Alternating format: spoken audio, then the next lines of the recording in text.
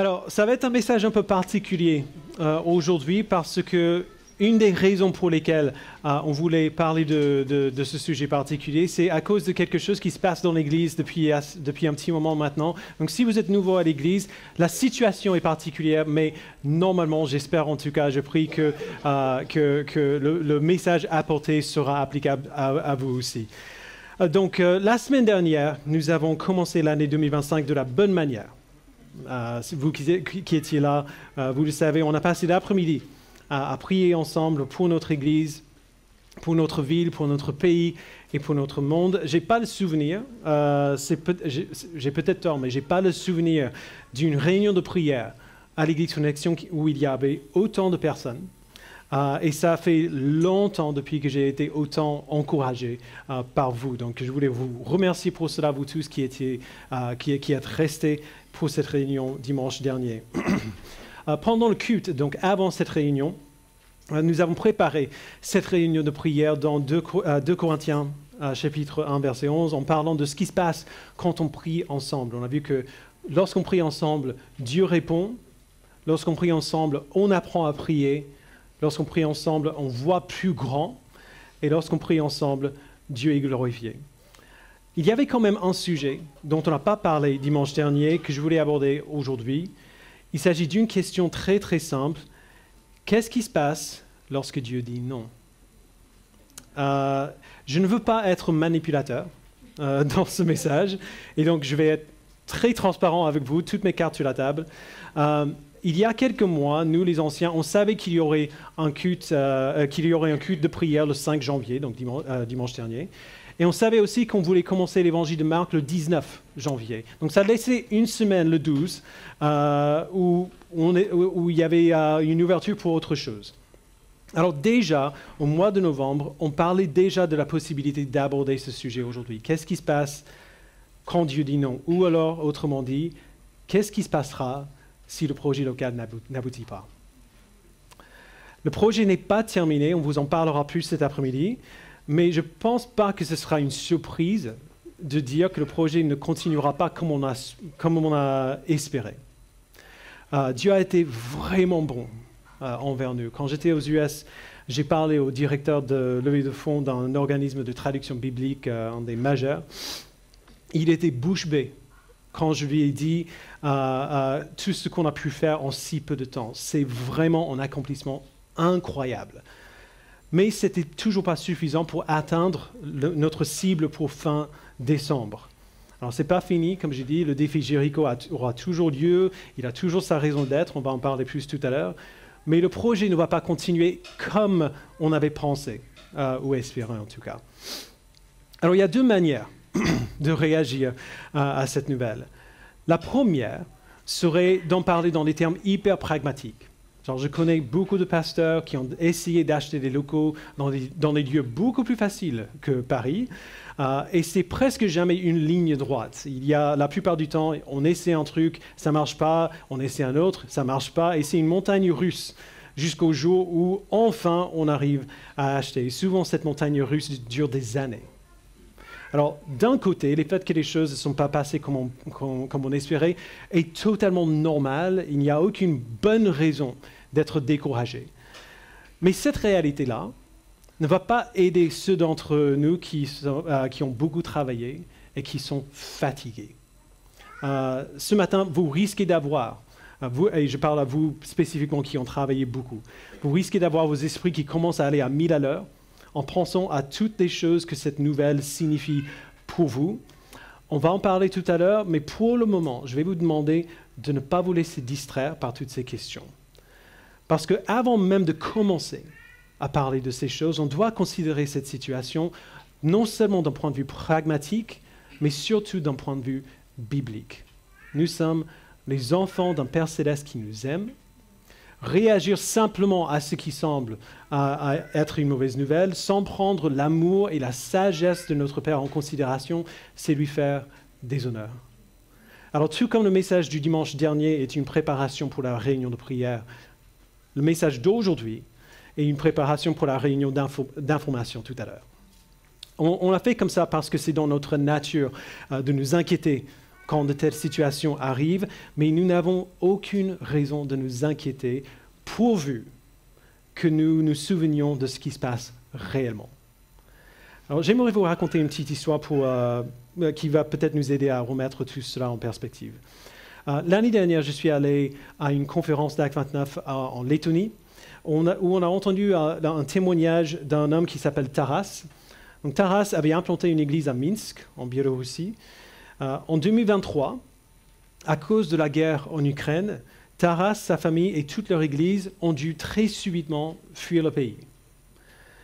L'église a été dispersée. Ils savent toujours pas aujourd'hui où est tout le monde, où tout le monde a fini. Taras et sa famille sont arrivés à Varsovie, en Pologne, en tant que réfugiés. Aucun d'entre eux ne parlait polonais. Taras n'avait pas de travail. Sa femme n'avait pas de travail.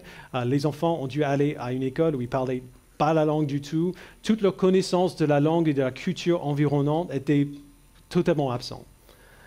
J'ai essayé, en écoutant son témoignage, c'est un jeune homme, il avait 33, 34 ans, j'ai essayé de me mettre à la place de Taras et j'ai eu du mal à le faire. J'arrêtais pas de voir ma propre famille, mes propres enfants dans cette situation. J'ai du mal à imaginer combien ce serait difficile simplement de terminer une journée, d'autant moins de faire quelque chose d'utile ou de productif. Taras et son église avaient prié que le conflit en Ukraine se calme. Ils avaient prié que leur communauté soit préservée, qu'ils puissent rester à Minsk et maintenir la vie de leur église, leur relation avec ses frères et sœurs qu'ils aimaient. Mais Dieu a dit non. C'est une vérité qui est difficile à accepter, mais qu'on doit accepter. Parfois, Dieu dit non. Alors, qu'est-ce qui se passe quand Dieu dit non? Comment est-ce qu'on digère ces situations-là? Comment est-ce qu'on doit les comprendre et réagir? C'est ce qu'on veut considérer ce matin. Il y a beaucoup de passages dans la Bible où on pourrait se tourner pour parler de ça. On pourrait voir Joseph, envoyé en esclave en Égypte. On pourrait voir les Hébreux, soumis à l'esclavage par le Pharaon. On pourrait parler de l'exil des Israélites en Assyrie, en Babylone. On pourrait parler de Paul et de son problème et de sa prière que Dieu enlève cette fameuse écharpe dans la chair et de Christ qui lui dit non. Et bien sûr, on pourrait parler de Jésus lui-même qui a prié que Dieu enlève cette coupe qui était devant lui quelques heures avant qu'il meure. Il y a des tonnes d'exemples qu'on pourrait donner. Mais aujourd'hui, on va passer notre temps dans Acte 8, du verset 1 à 8. La situation de l'Église dans Acte 8 et la situation dans l'église Taras et son église se trouvait sont très similaires. La foi chrétienne a bouleversé la ville de Jérusalem après la résurrection et l'ascension de Christ. Des milliers d'hommes et de femmes juifs sont venus à la foi en Christ. Les apôtres prêchaient l'évangile avec courage et l'église grandissait jour après jour après jour.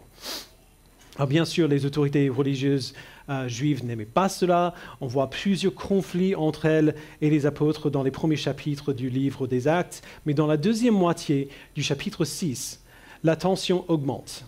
Il y a un homme qui s'appelle Étienne, pas un apôtre, juste un chrétien ordinaire, mais un chrétien qui fait et qui dit des choses remarquables.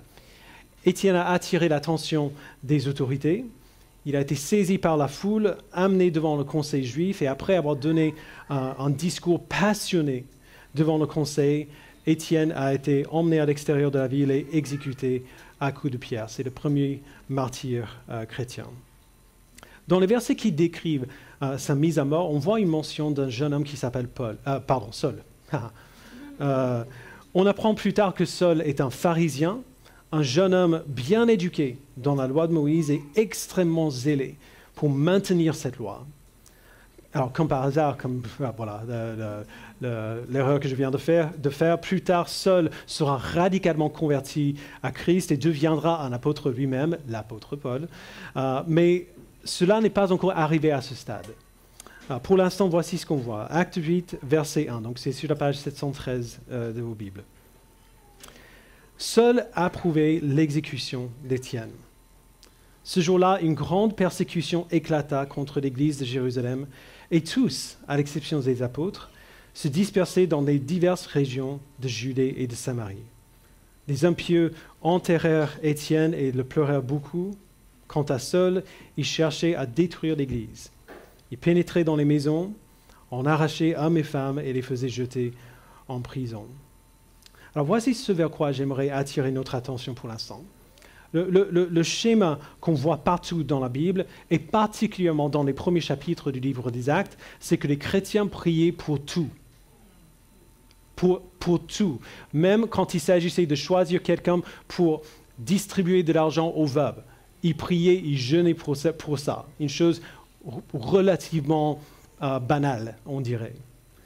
Alors même si on ne le voit pas mentionné dans le texte, étant donné tout ce qu'on a vu avant, il est inconcevable que les chrétiens qui faisaient face à la persécution de Saul ne prient pas que Dieu les en délivre. C'est juste impossible à imaginer.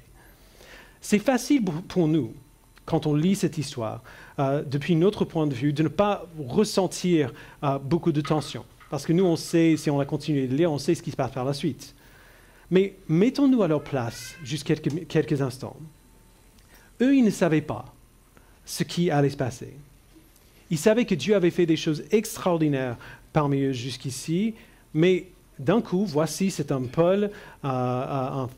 Saul, encore une fois, un pharisien extrêmement éduqué, passionné et convaincant qui arrive et qui, comme on le voit au verset 3, cherchait à détruire l'Église. Il ne fait pas qu'interdire les cultes, il pénètre dans les maisons et fait jeter des hommes et des femmes en prison.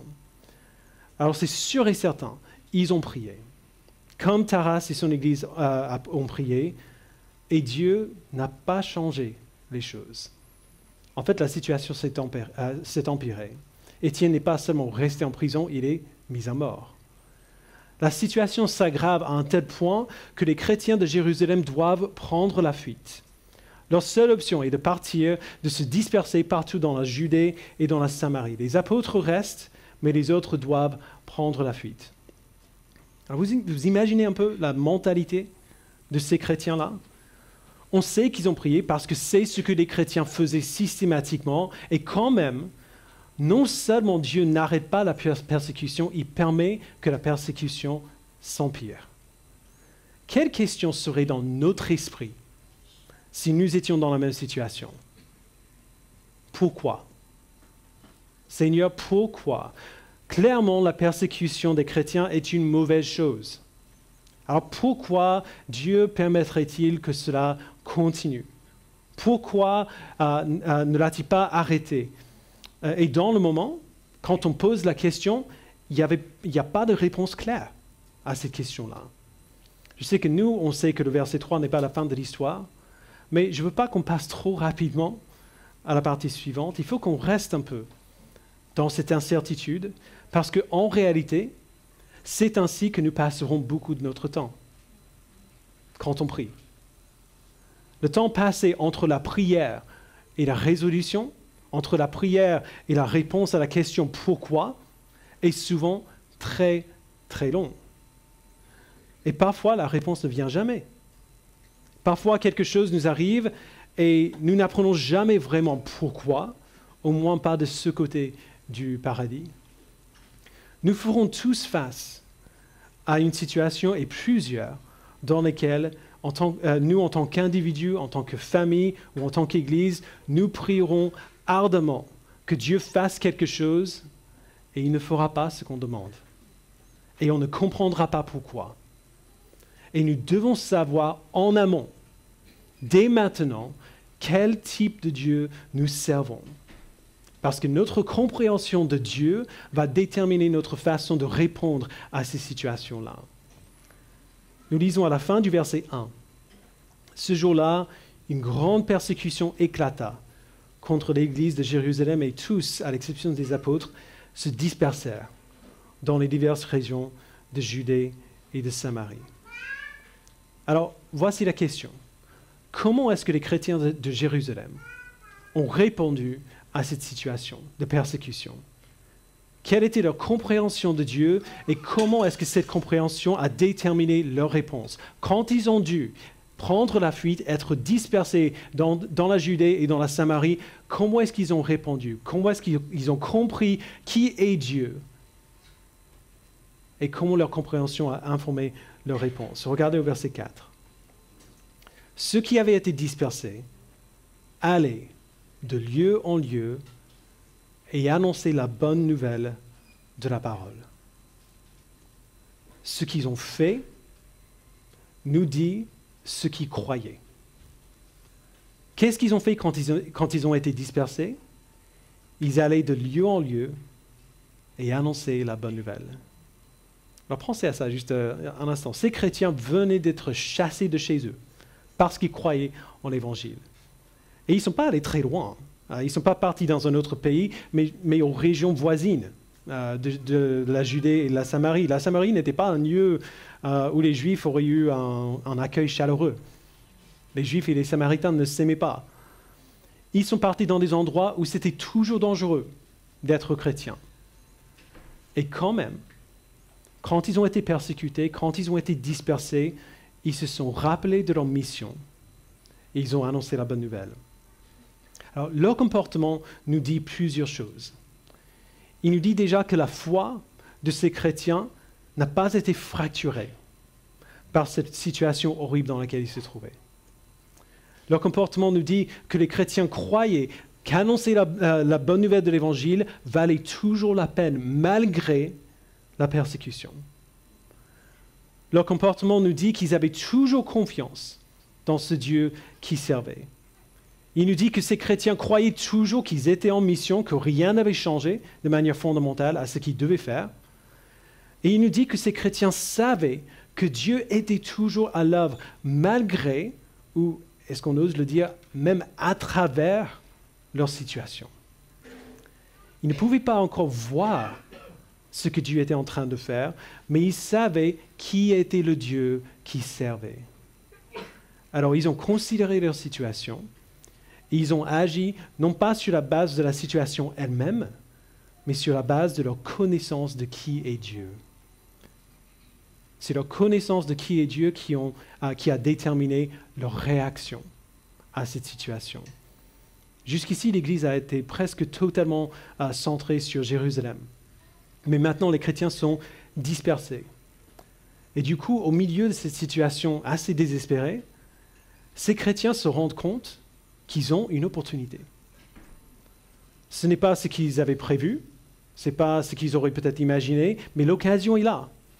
Soit ils peuvent se cacher et rester en sécurité, soit ils peuvent aller vers de nouveaux endroits et annoncer l'Évangile là où ils sont. C'est ce qu'ils ont fait. Et c'est ce que Taras a fait aussi. Lorsqu'il y arrivait à Varsovie avec sa famille, ils étaient dévastés, ils avaient tout perdu. Leur foyer, leurs possessions, leurs amis, leur église. Mais Taras savait aussi que lui et sa famille n'étaient pas les seuls à être dans cette situation-là. Il savait que beaucoup de Biélorusses se réfugiaient à Varsovie. Et il savait que Dieu ne les avait pas amenés dans cette ville sans raison. Et donc, Taras a implanté une nouvelle église. Il a implanté une église pour les réfugiés biélorusses à Varsovie. Et l'église s'est remplie très très vite. Dieu est maintenant à l'œuvre dans les vies des gens que Taras ne connaissait pas avant, dans une ville qu'aucun d'entre eux ne connaissait. Et donc c'est important, le message de l'Évangile a une résonance particulière pour les gens qui ont tout perdu. Quel soulagement de savoir que même lorsqu'on a tout perdu, on peut en fin de compte tout gagner. C'était le témoignage de Taras qu'il a donné à cette conférence, un témoignage des choses merveilleuses que Dieu faisait dans son église à Varsovie, son église totalement imprévue. Et tout cela n'aurait pas été possible si Dieu leur avait donné ce qu'ils avaient demandé dans la prière. Tout cela n'aurait pas été possible si Dieu n'avait pas dit non. Dieu a un plan. Ce n'est pas toujours notre plan, mais c'est un bon plan. Et c'est exactement ce qu'on voit dans les versets suivants d'Acte 8. Lisons de nouveau à partir du verset 5. Philippe descendit dans la ville de Samarie et y prêcha le Christ. Les foules entières étaient attentives à ce que disait Philippe, lorsqu'elles apprirent et virent les signes miraculeux qu'il accomplissait. En effet, des esprits impurs sortaient de beaucoup de démoniaques en poussant de grands cris, et beaucoup de paralysés et de boiteux étaient guéris. Il y eut une grande joie dans cette ville. Vous le voyez, la persécution de l'Église, chose mauvaise, on est d'accord. La persécution de l'Église est devenue un outil dans les mains de Dieu pour gagner plus d'âmes à Jésus-Christ. La persécution de l'Église n'était pas une surprise pour Dieu, ne l'a pas pris au dépourvu. La persécution de l'Église faisait partie de son plan, aussi difficile qu'elle soit.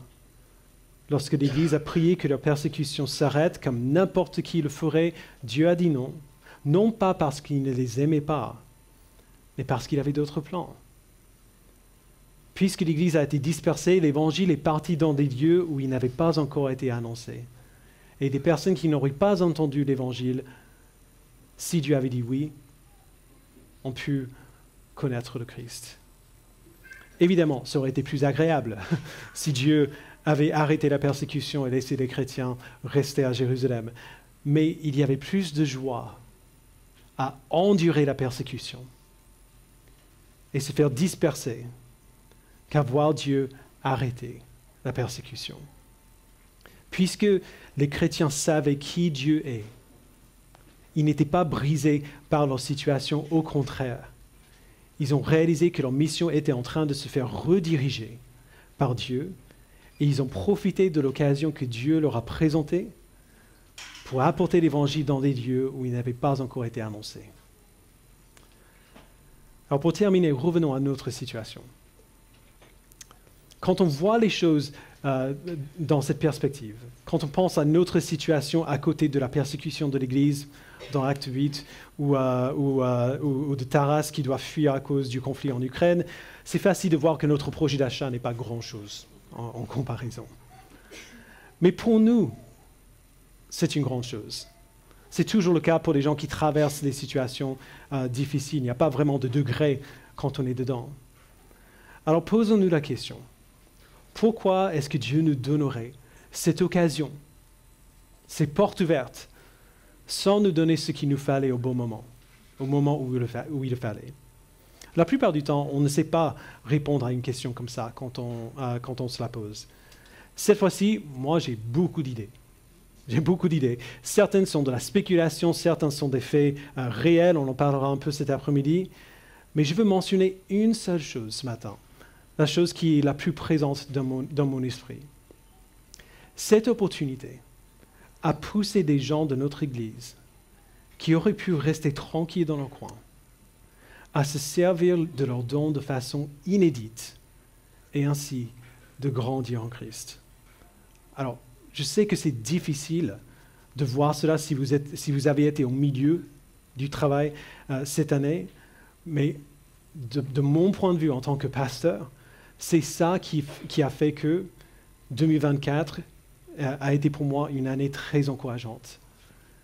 J'ai vu des gens avec des dons que je n'aurais jamais soupçonnés travailler dur pour faire des choses incroyables pour le bien de leur Église et pour la gloire de Dieu. Et même si vous ne le réalisez pas encore, tout le travail fait cette année passée est devenu une des matières premières dont Dieu se servira pour vous faire grandir. Pour plusieurs d'entre vous, cette année passée a été très, très difficile, une très longue épreuve avec très, très peu de répit. Mais j'aimerais que nous détournions nos yeux de tout ça pendant juste une minute. Essayez de considérer ce que Dieu fait en nous, en vous, en toi, à travers tout cet effort. Qu'est-ce qu'il est en train de changer en vous et en nous en tant qu'Église à travers cette expérience? Ce sera peut-être difficile de voir. Alors, je vous dirai ce que je vois moi. Je vois des gens qui sont fatigués, peut-être découragés, peut-être même un peu désillusionnés. On en parlait ce matin avec les anciens. Il y a eu des moments tendus cette année. Ce n'est pas pour rien que Paul nous dit de nous supporter les uns les autres dans l'amour. Parce que dans l'Église, il y en a besoin. Il y a besoin de nous supporter. Parfois, les gens vont mal agir, mal parler, et parfois, on va mal réagir à ce que les gens ont fait. Je sais que plusieurs d'entre vous, vous continuez de marcher mais vous boitez. Vous boitez en marchant. Et je ne veux pas minimiser ça du tout. Mais je vois aussi dans tout cela les matières premières dont Dieu se sert pour nous faire grandir. La réalité, c'est que même un père imparfait, si son fils lui demande du poisson, il ne lui donnera pas une pierre. Ou du pain plutôt. Si son fils lui demande du pain, il ne lui donnera pas une pierre. Et notre Père Céleste est un bon Père. Si nous lui demandons du pain, il ne nous donnera pas une pierre. Il nous donnera ce qu'il nous faut, ce qui est bon pour nous, ce qui nous amène plus près de la ressemblance à Christ qui nous a promis, pour laquelle il nous a prédestinés. Nous ne savons pas où Dieu nous amènera dans l'avenir, en termes de local, mais nous savons qu'à chaque fois que Dieu dit non à une prière, ce n'est pas pour notre malheur. C'est pour nous amener plus près encore de ce qu'il a prévu pour son peuple. Quand Dieu répond à nos prières, comme on l'a demandé, c'est une bonne nouvelle. On a parlé de ça dimanche dernier. Mais quand il dit non, c'est aussi une bonne nouvelle, parce qu'il a un plan. Demandez à Joseph, qui a été vendu en esclave afin de sauver des milliers de vies de la famine. Demandez aux Hébreux, qui étaient esclaves en Égypte, afin que Dieu puisse manifester sa gloire pour les délivrer. Demandez à Jésus, qui a bu la coupe que le Père lui a donnée de boire afin de nous sauver. Demandez à Paul, qui, en tout cas d'après ce qu'on sait, n'a jamais été délivré de son écharpe dans la chair, afin de comprendre que la grâce de Dieu, la grâce de Christ lui suffisait et que la puissance de Christ s'accomplit dans notre faiblesse. Demandez à l'Église de Jérusalem qui a été persécutée et dispersée afin d'apporter l'Évangile aux régions voisines. Demandez à Taras qui a dû fuir Minsk avec sa famille afin de réaliser un ministère totalement inattendu à Varsovie et de voir d'autres personnes venir à la foi en Christ. Et enfin, demandez à vous-même, à vos frères et sœurs, quelque temps dans l'avenir, même si vous n'êtes pas capable de le voir encore, quelque temps dans l'avenir, je crois fermement que nous pourrons regarder en arrière et 2024 et voir ce que Dieu était en train de faire, ce qui n'aurait jamais pu se réaliser si tout s'était passé très facilement, exactement comme on avait espéré ou prévu. Notre Dieu est un bon Dieu. Il travaille sans relâche pour notre bien et pour sa gloire. Je vous assure, je vous promets, il vous promet, tout va bien. Même quand tout va mal, tout va bien. Je vous invite à prier.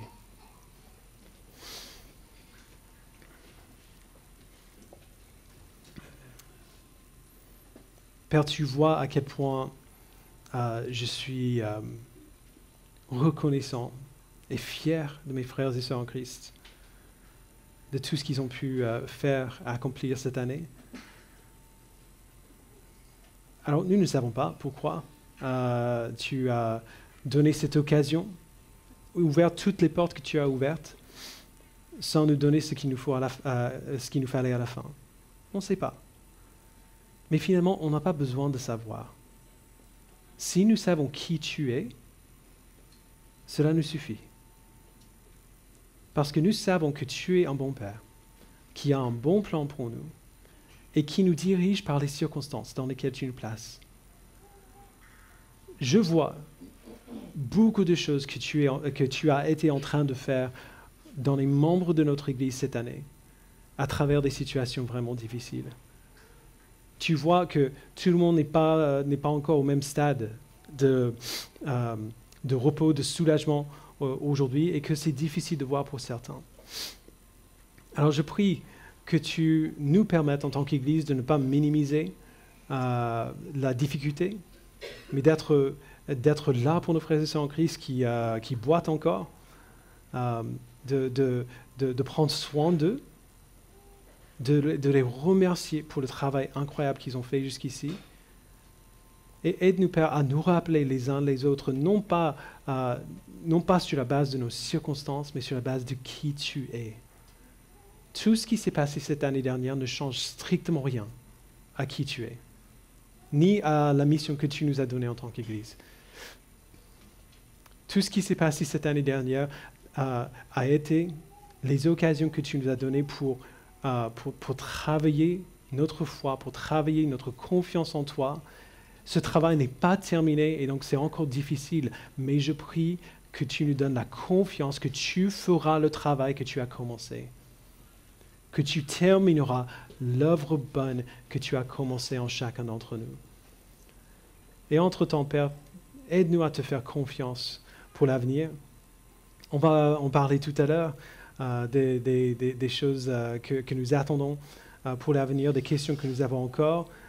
Dans tout cela, nous avons besoin de ton esprit pour nous aider à te faire confiance, parce que pour toutes les réponses que nous ne savons pas, tu sais toutes choses. Tu es omniscient, tu as un plan, non pas seulement pour nous-mêmes, pour notre Église ou pour notre ville, mais pour le monde entier à travers toute l'histoire. Tu sais ce que tu fais. Alors aide-nous à nous reposer dans ta bonté, dans ta sagesse, dans ton bon plan pour nous. Et aide-nous à grandir dans notre confiance en toi, dans notre maturité en toi. Non pas à cause de ce que nous pouvons faire, non pas à cause de notre situation, mais à cause de qui tu es. Merci Père. Au nom de Jésus-Christ, nous prions. Amen.